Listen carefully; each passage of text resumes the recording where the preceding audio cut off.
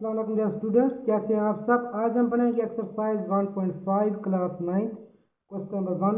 Find the determinants of the following matrices. कि हमारे पास question 1 में कुछ मैट्रिसेस गिवन है, उनका हमने क्या करना है, डिटर्मिनेंट्स फाइंड करना है।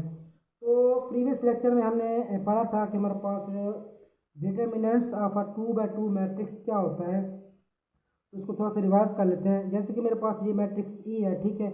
इसको हम डिटर्मिनेंट्स की फॉर्म में किस तरह लिखेंगे, किस तरह इसको रिप्रेजेंट करेंगे। तो मीन हमारे पास जो मैट्रिक्स ई है, इसको हम दो तरह की फॉर्म में, मीन दो तरीके से क्या कर सकते हैं, डिटर्मिनेंट की फॉर्म में लिख सकते हैं। मीन या तो आप लिख लें D E T of A, mean determinant of A जो मेरे पास मैट्रिक्स ई है। या तो आप इस तरह की फॉर्म में लिख सकते हैं। या आप क्या कर सकते हैं, जो हमारे पास मैट्रिक्स होगा उसको लिखने के बाद उसके आसपास क्या कर देंगे, ये सीधी लाइंस ड्रा कर लेंगे। मीन ये जो हमारे पास लाइंस हैं इनको हम कहते हैं मॉड, ठीक है। तो मीन कोई भी हमारे पास मैट्रिक्स गिवन है तो उसको हम इस तरह की फॉर्म में लिख सकते हैं। मीन उसका जब हम डिटर्मिनेंट्स फाइंड करेंगे। तो पार्ट नंबर 1 हमारे पास है, तो इसको हम क्या करेंगे, पहले डिटर्मिनेंट की फॉर्म में लिख लेंगे। मीन जिस तरह मैंने आपको बताया अभी। तो आसपास क्या कर देंगे, इस तरह की लाइंस ड्रा कर लेंगे आप।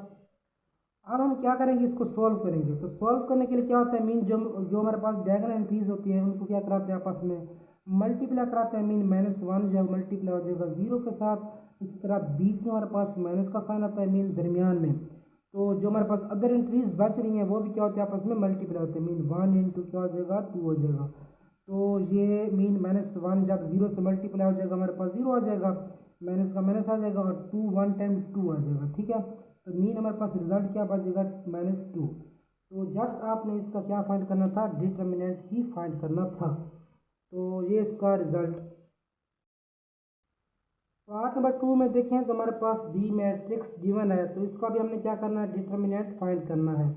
तो सिमिलर आप उसी तरह सॉल्व करेंगे। मीन पहले आप इसको डिटर्मिनेंट के फॉर्म में लिख लेंगे 2 - 2, ठीक है। अब हम क्या करेंगे, इसकी जो डायगोनल एंट्रीज है उनको आपस में क्या करा देंगे, मल्टीप्लाई करा देंगे। 1 मल्टीप्लाई -2 और दरमियान में माइनस का साइन आ जाएगा। और जो हमारे पास अदर एंट्रीज बच रही हैं वो भी क्या हो जाएंगी, आपस में मल्टीप्लाई हो जाएंगी, ठीक है। तो 2 1 टाइम 2 मीन माइनस का 2 आ जाएगा, 3 2 टाइम 6 और ये मेरे पास माइनस आ रहा है, ठीक है। तो माइनस माइनस क्या होता है, हमारे पास प्लस होता है। मीन 6 और 2 हमारे पास 8 हो जाएगा। और साइन कौन सा रहेगा, हमारे पास नेगेटिव का ही रहेगा, ठीक है।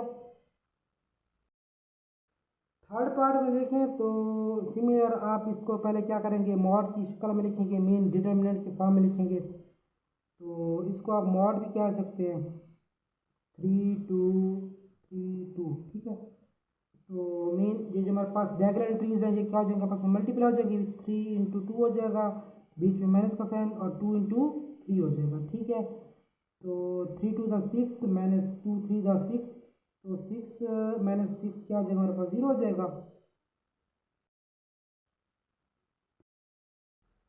फोर्थ पार्ट में देखें तो फर्स्ट ऑफ ऑल हम क्या करेंगे, इसका मीन इसको मॉड की शेप में लिख लेंगे, फॉर्म में लिख लेंगे, डिटरमिनेंट की फॉर्म में लिख लेंगे। तो D mod is equal to 3 2 1 4। तो अब आप क्या करेंगे, मीन इनको मल्टीप्लाई करा देंगे। जो डायगोनल ट्रीज हैं वो क्या हो जाएंगे, आपस में मल्टीप्लाई हो जाएंगी। मीन 3 इंटू 2 हो जाएगा हमारे पास, 3 इंटू 4 सॉरी 3 इंटू 4 हो जाएगा, माइनस का साइन आ जाएगा। और 2 इंटू क्या हो जाएगा, हमारे पास 1 हो जाएगा, ठीक है। और 3 4 टाइम 12 हो जाएगा हमारे पास, -2 1 टाइम 2 तो 1 टाइम 2 हो जाएगा, ठीक है। अब 12 में से 2 जाएगा, कितना बचता है हमारे पास, 10 बचता है। तो इस तरह हमने इसका जो क्वेश्चन नंबर 1 था उसके सारे पार्ट्स क्या कर लिए, हमने सॉल्व कर लिए। क्वेश्चन नंबर 2 में देखें तो for which of the following matrices are singular और नॉन सिंगुलर। कि क्वेश्चन नंबर 2 में वो ये कह रहा है कि आपने ये बताना है कि कौन सा मैट्रिसेस जो है वो हमारे पास सिंगुलर है और कौन सा नॉन सिंगुलर है। तो सिंगुलर और नॉन सिंगुलर की भी हमने मतलब प्रीवियस लेक्चर में डेफिनेशन डिस्कस की थी। उसमें यह था कि अगर आप किसी मैट्रिक्स का डिटर्मिनेंट लेते हैं और उसका रिजल्ट जो है वो 0 के इक्वल आ जाता है तो वो हमारे पास क्या होता है, सिंगुलर होता है। अगर वो 0 के इक्वल नहीं आएगा, मीन जब उसका आप डिटर्मिनेंट ले लेंगे तो जीरो की इक्वल अगर नहीं आएगा तो वो हमारे पास क्या होगा, नॉन सिंगुलर होगा। तो पार्ट नंबर 1 में देखें तो हमारे पास ए का मैट्रिक्स गिवन है, ठीक है, मीन ए मैट्रिक्स हमारे पास गिवन है।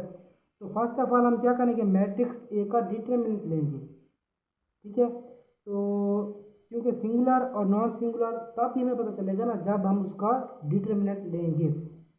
तो फर्स्ट ऑफ ऑल आप क्या करेंगे, इसको डिटरमिनेंट की फॉर्म में लिख लेंगे 3 6 2 4। अब आप क्या करेंगे, इसका डिटरमिनेंट लेंगे, मीन जिस तरह हमने क्वेश्चन नंबर 1 में डिटरमिनेंट लिया था इस तरह इसका भी हमने वैसे ही लेना है। तो मीन जो हमारे पास डायगोनल एंट्रीज हैं क्या हो जाएगा, आपस में मल्टीप्लाई हो जाएगी, बीच में माइनस का साइन और 6 इंटू क्या हो जाएगा हमारे पास 2 हो जाएगा। तो 4 3 द 12 माइनस 6 2 द 12, ठीक है, 6 2 द क्या हो जाएगा हमारे पास 12 हो जाएगा। तो 12 माइनस 12 जीरो आ जाएगा। अब हमने क्या पढ़ा था कि अगर हम किसी मैट्रिक्स का डिटरमिनेंट लें और वो जीरो की आ जाए तो वो हमारे पास किस तरह का मैट्रिक्स होगा, वो हमारे पास सिंगुलर मैट्रिक्स होगा, ठीक है। तो पार्ट ए जो हमारे पास है वो हमारे पास किस तरह का मैट्रिक्स है, सिंगुलर मैट्रिक्स है, ठीक है। बिकॉज हमारे पास जब भी हमने उसका मीन मैट्रिक्स ए का डिटरमिनेंट लिया तो वो किसके इक्वल आ रहा है, जीरो के इक्वल आ रहा है। तो अगर कोई मैट्रिक्स हमारे पास मीन उसका हम डिटरमिनेंट लें और वो जीरो के इक्वल आए तो वो हमारे पास क्या होता है, सिंगुलर मैट्रिक्स होता है जी। तो नेक्स्ट पार्ट हमारे पास बी मैट्रिक्स गिवन है। तो फर्स्ट ऑफ ऑल आप क्या करेंगे, इसका आप मॉड लेंगे, मीन डिटरमिनेंट लेंगे 4 1 3 2, ठीक है, मैंने इसका मॉड ले लिया। तो अब आप क्या करेंगे, इसको मीन मजीद सिंप्लीफाई करेंगे, 4 जो है वो 2 से मल्टीप्लाई हो जाएगा, बीच में माइनस का साइन आ जाएगा, और जो 1 है वो किससे मल्टीप्लाई हो जाएगा हमारे पास 3 के साथ मल्टीप्लाई हो जाएगा, ठीक है। तो 1 इंटू क्या हो जाएगा 3 हो जाएगा।